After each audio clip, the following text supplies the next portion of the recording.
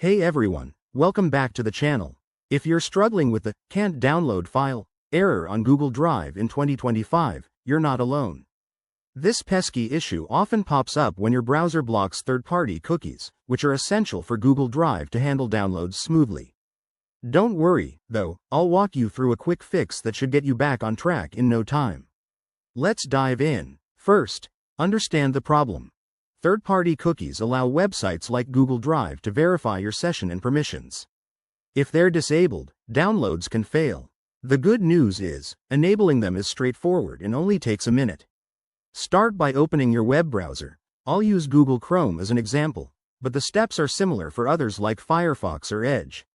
Click on the three-dot menu in the top right corner, then go to Settings. Scroll down and click on Privacy and Security in the left menu. Now, select Cookies and Other Site Data. Here, you'll see an option for Sites can use cookies and site data. Make sure it's toggled on, and specifically, enable Allow Third-Party Cookies. If it's already on, you might need to check for any exceptions under See All Cookies and Site Data, and remove any blocks for Google-related sites. Once you've made these changes, restart your browser and head back to Google Drive. Try downloading the file again. Fingers crossed, it should work.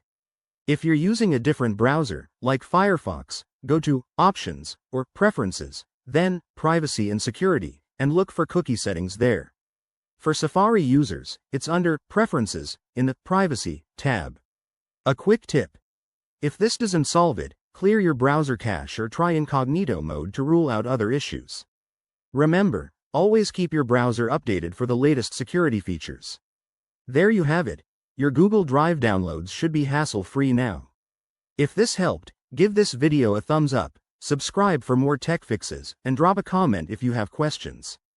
Thanks for watching, and see you in the next one.